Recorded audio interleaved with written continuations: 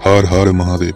आज আমরা জানতে পারবো ভারতে থাকা কিছু রহস্যময় মন্দিরের সম্পর্কে। এমন কাহিনী হয়তো আপনি আগেও শোনেননি। তো চলুন সেই রহস্যময় কাহিনীটা কি সেই সম্পর্কে জানা যাক। ভগবান গণেশের একমাত্র মন্দির, সেখানে ভগবান গণেশকে কল্কি অবতারের রূপে পুজো করা হয়।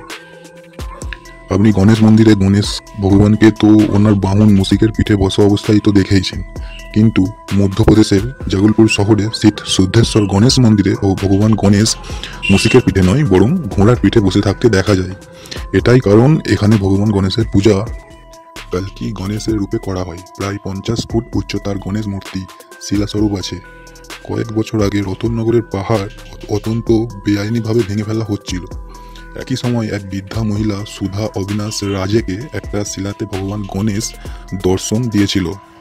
এখানে অবস্থিত গণেশ মূর্তিটি বিশাল আকারের। শোনা যায় এই মূর্তি পাতাল পর্যন্ত সীমাবদ্ধ এবং গণেশের বিশাল সুর বাইরে থেকে দৃশ্যমান, কিন্তু গোটা শরীর মাটির ভেতরেই থাকে। দুই শিকারীর দ্বারা তৈরি 2000 সাল পুরানো ভগবান শ্রীরামের অদ্ভুত মন্দির। চলুন জানা যাক মন্দিরের সম্পর্কে।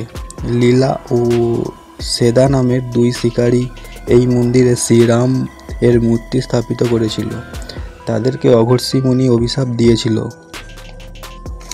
উনি এখানে তপস্যা করেছিল আর ওনার তপস্যা এই স্থানকে পবিত্র জঙ্গলে পরিণত করেছিল। এরপরে ওই স্থানের নাম তিরুমঙ্গলু রাখা হয়েছিল, যার অর্থ ছিল পবিত্র বন। মন্দিরের ঠিক সামনেই হনুমানজির মূর্তি, যেটি সবসময় নিজের সবথেকে প্রিয় শ্রীরামের মূর্তির দিকে তাকিয়ে থাকতে দেখা যায়। এই মন্দিরের ছাদ পিতল দিয়ে বানানো হয়েছিল, এই জন্য ইংরেজরা 1800 শতাব্দীতে পিতলের ভোগরা বলে উল্লেখ করত এই মন্দিরকে। টিপু সুলতান মানসিক রূপে এই মন্দিরকে ভেঙে ফেলার চেষ্টা করেছিল, কিন্তু টিপু সুলতান এই মন্দিরকে পুরোপুরিভাবে ভেঙে ফেলতে অসফল হয়।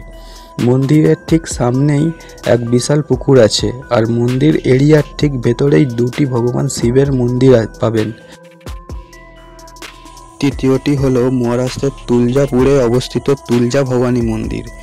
সেখানে এক এমন পাথর আছে যেটা ভক্তদের প্রশ্নের উত্তর দেয় এবং ভবিষ্যৎও বলে দেয়।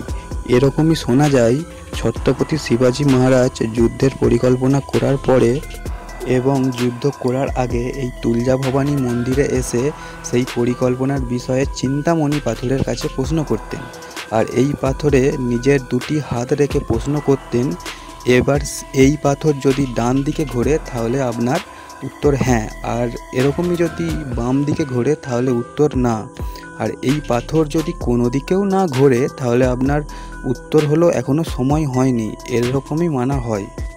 তো আপনার এই তিনটি মন্দিরের মধ্যে কোনটি বেশি আশ্চর্যজনক লাগলো কমেন্টে অবশ্যই জানান। থ্যাংক ইউ, ভালো থাকবেন, দেখা হবে পরের ভিডিওতে।